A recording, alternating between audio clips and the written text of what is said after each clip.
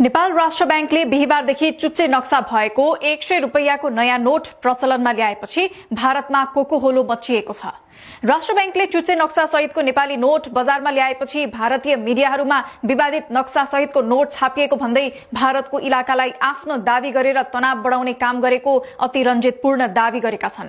धेरै जसो भारतीय मिडियाहरूले भारतका 3 इलाकालाई नेपालको बताएको उल्लेख गर्दै समाचार सम्प्रेषण गरेका छन्।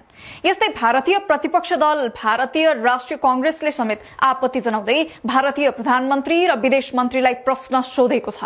कांग्रेसले भनेको छ, नेपालले आफ्नो 100 रुपैयाँको नयाँ नोटमा जुन नक्सा राखेको छ त्यसमा भारतका धेरै भूभागलाई आफ्नो बताएको छ।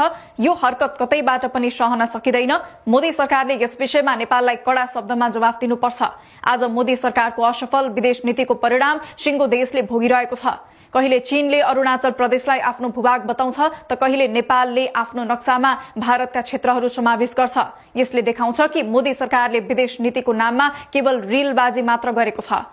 एस जयशंकरले आँखाबाट लेजर लाइट निकालेका छन् र नरेन्द्र मोदीले नयाँ पोजमा फोटो खिचाएका छन्।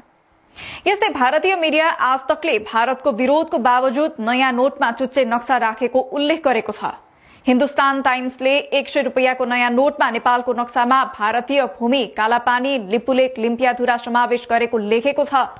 आज तकले नेपालको नोटमा छापिएको विवादित क्षेत्र कालापानी लिपुलेक र लिम्पियाधुरा समावेश हुँदा भारतको आपत्ति रहेको जनाएको छ।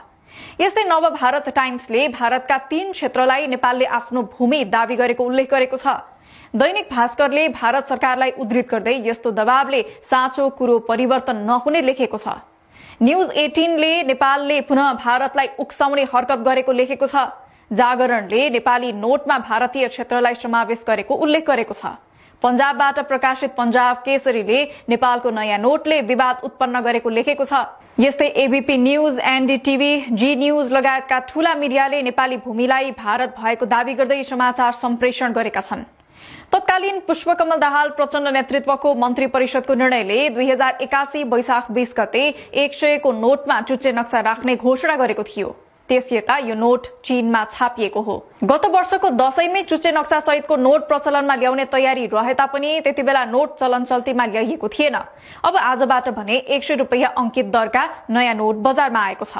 संकेत नम्बर क 20000001 देखि घ 40999999 सम्मका नयाँ नोट चलन चल्तीमा ल्याउन लागि राष्ट्र बैंकले जनाएको छ। नयाँ नोटको बायाँ तर्फ सगरमाथाको चित्र छ। नोटको दायाँ तर्फ लालीगुराँसको पाना छाप छ। नोटको मध्य भागमा नेपालको चुच्चे नक्सा रहेको छ। यस्तै नोटको मध्य भागमा अशोक स्तम्भको चित्रका साथै Lumbini the birth place of lord Buddha लेखिएको छ। अशोक स्तम्भसँगै दृष्टिविहीनलाई नोट पहिचानका निम्ति छामेर थाहा पाउने एउटा कालो थोप्ला र बायाँ तर्फ अण्डाकारभित्र सिल्भर मेटालिकमा माया देवीको चित्र छ।